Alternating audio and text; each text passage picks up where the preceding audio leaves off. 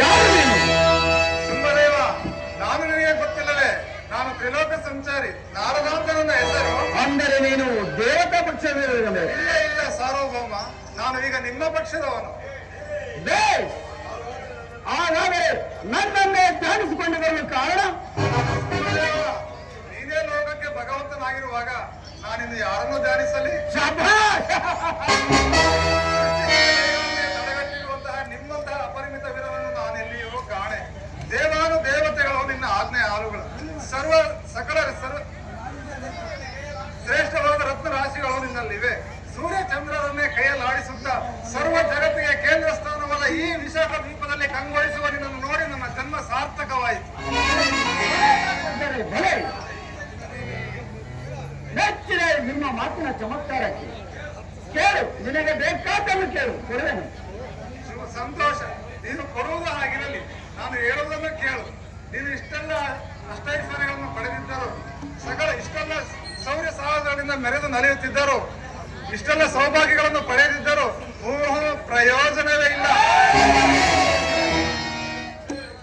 ಏ ತಂಬೂರಿಯ ಬಡವ, ಬಡನರಿಯಂತೆ ಬಂದು ಬಾಯಿಗೆ ಬಂದದನ್ನು ಬಡಬಡಿಸುತ್ತಿರುವ ಆ ಬಡಜೋಗಿ.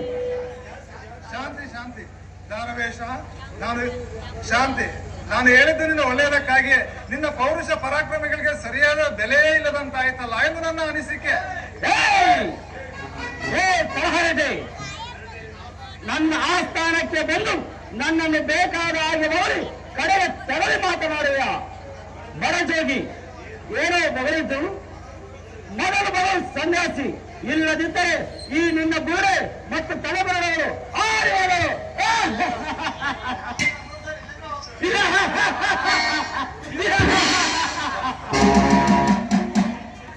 ಕ್ಷಮಿಸಿದ್ದಾವೇಶ, ನಾನು ಹೇಳಿದ್ದು ಹಾಗಲ್ಲ. ನೀನು ಭೂಮಂಡಲಕ್ಕೆ ಅರಸ ನಿಜ, ತ್ರಿಲೋಕಗಳನ್ನೆಲ್ಲ ಜಯಿಸಿ ಅಜಯನಾಗಿರೋದು ದಿಟ. ಹಾಗೂ ನೀನು 3 ಲೋಕದೊಡೆಯ, ಅದು ನಿಜ. ಸಕಲ ಐಶ್ವರ್ಯಗಳು ಸಕಲ ರತ್ನ ರಾಶಿಗಳು ಈ ಅರಮನೆಯಲ್ಲಿ ತುಂಬಿ ನಲಿಯುತ್ತಿರುವಾಗ ನೀನು ಒಂದು ಸ್ತ್ರೀರತ್ನವೂ ಬೇಕಲ್ಲ. ಅಂತಹ ಹೋದ ಸುಂದರಿ ನಿನ್ನ ಅರಸಿಯಾಗಬೇಕೆಂಬುದೇ ನನ್ನ ಆಸೆ. ಬೇಸ್ ಬೇಸ್ ನಾರದರೆ ಬೇಸ್. ನಿಮ್ಮ ಮಾತು ನಿಜವಾಗಿಯೂ ನಿಜ. ಮೆಚ್ಚಿದ ನಿನ್ನ ವಾಕ್ಚಾತುರ್ಯಕ್ಕೆ. ಹಾಗಾದರೆ ಅಂತಹ ಮಹಾಸುಂದರಿ ಎಲ್ಲಿರುವರು ತಿಳಿಸು, ಈಗಲೇ ಕರೆಸುವನು. ಅದನ್ನು ತಿಳಿಸುವುದಕ್ಕೆ ತಾನೇ ನಾನು ಬಂದದ್ದು. ಬಲೆ ನಾರದರೆ ಬಲೆ. ನಿಮ್ಮ ಉಪಕಾರ ಗುಣಕ್ಕೆ ನಾವು ಹೇಳಿಕೊಟ್ಟರೂ ಸಾಲದು. ಇನ್ನು ಇಲ್ಲಿಂದ ನೀವು ನಮಗೆ ಹಿರಿಯರಿದ್ದಾಗಿ ದಯಮಾಡಿ ತಿಳಿಸಿ, ಅಂತಹ ಅಪೂರ್ವ ಸುಂದರಿ ಎಲ್ಲಿರುವರು ಈ ಕ್ಷಣದಲ್ಲೇ ಎಳತರಿಸುವೆನು. ಸಿಂಹಾಸುರ ಕೇಳು, ನಾನು ಹಿಮಾಚಲ ತಪ್ಪಲಿನಲ್ಲಿ ಸಂಚರಿಸುತ್ತಾ ಬರಬೇಕಾದರೆ ಮಾನಸ ಸರೋವರದ ದಡದ ಬಳಿಯ ಕಾನನದಲ್ಲಿ ಅಮೋಘವಾದ ಲಾವಣ್ಯದಿಂದ ಕೂಡಿದ ಒಬ್ಬ ತರುಣಿಯನ್ನು ಕಂಡೆ. ಆ ಶುಂಭದೇವ, ಆಕೆ ಸೌಂದರ್ಯವನ್ನು ಏನೆಂದು ವರ್ಣಿಸಲಿ? ಆಕೆ ಆ ಸುಂದರ ಅಂತಹ ಸ್ತ್ರೀಗಳನ್ನು ನಾನೆಂದು ಕಂಡೇ ಇರಲಿಲ್ಲ. ಆಕೆಯ ಕಣ್ಣುಗಳು ಫಳಫಳನೆ ಹೊಳೆಯುವ ಬೆಳ್ಳಿಯ ನಕ್ಷತ್ರದಂತೆ ಕಂಗೊಳಿಸುತ್ತಿದ್ದವು. ನಿಸರ್ಗದ ಸೌಂದರ್ಯ ರಾಶಿಯ ಒಂದಾಗಿ ಉದಿಸಿದಂತೆ ಆ ಕಾರಣದಲ್ಲಿ ಕೋಟಿ ಸೂರ್ಯ ಪ್ರಭೆಯನ್ನು ಬೀರುತ್ತಾ ನಿಂತಿರುವಳು.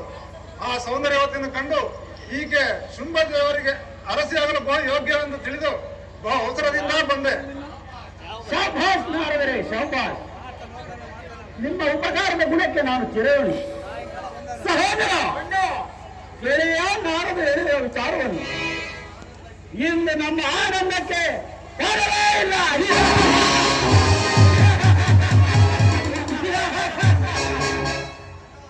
ಅಣ್ಣ, ನಿನ್ನಂತ ಅತ್ಯದ್ಭುತ ಮಹಾವೀರನಾದ ವೀರನಿಗೆ ಅವಳು ಸತ್ಯ ಆಗಲೇಬೇಕು. ಮೂಲೋಕ ಒಡೆಯಲಾದ ನೀನು ಅವಳು ಸತ್ಯ ಆಗಲೇಬೇಕು. ನಮ್ಮ ಅರಮನೆಯಲ್ಲಿ ಅಂತ ಹಾನಿಗೊಬ್ಬರು ನಮ್ಮ ಅರಮನೆಯಲ್ಲಿ ಇರಲೇಬೇಕು. ದಳಪತಿಗಳಾದ ಚಂಡ ಮುಂಡರೆ ಮಹಾಪ್ರಭು, ಸೇನಾ ನಾಯಕನಾದ ಧೂಮ್ರಾಕ್ಷನೇ ಹಾಗೂ ನನ್ನ ನೆಚ್ಚಿನ ದೂತನಾದ ಸುಗ್ರೀವಾಸುರನೇ ಕೇಳಿದಿರಾ ಇಂದು ನಾರದ ಹೇಳಿದ ಶುಭವಾರ್ತೆಯನ್ನು? ಹೌದು ಮಹಾಪ್ರಭು, ಹೌದು ಮಹಾಪ್ರಭು. ಇಷ್ಟೆಲ್ಲ ಸಕಲ ಸಭೆಗಳು ಪಡೆದ ಆ ತ್ರಿಲೋಕ ಸುಂದರಿ ಅರಸಿಯಾಗಲೇಬೇಕು. ನಾನಾ ಐಶ್ವರ್ಯ ವಸ್ತುಗಳು, ಗಜರತ್ನ, ಉಚ್ಚೈಸ್ತ್ರವ, ವೀರರತ್ನ, ಫಲಪರಿಜಾತ, ಚಿಂತಾಮಣಿ, ಪಂಕಜರತ್ನ, ಪುಷ್ಪಕರತ್ನ, ಇನ್ನೂ ಅನೇಕ ರತ್ನಗಳು ನಮ್ಮ ಮನೆಯಲ್ಲಿವೆ. ಆದರೆ ಆ ತ್ರಿಲೋಕ ಸುಂದರಿಯಾದ ಶ್ರೀರತ್ನ ಬಂದಿಲ್ಲ. ಆದ್ದರಿಂದ ನಾನೇ ಈ ಕಡೆ ಹೋಗಿ ಆ ಕಾಲದಲ್ಲಿರುವ ಸ್ತ್ರೀಯನ್ನು ಅಗ್ಗಣಿ. ಹೌದು ದಾನವೇಂದ್ರ, ಈ ಚಂಡಮುಂಡರ ಆಜ್ಞೆ ಇಟ್ಟರೆ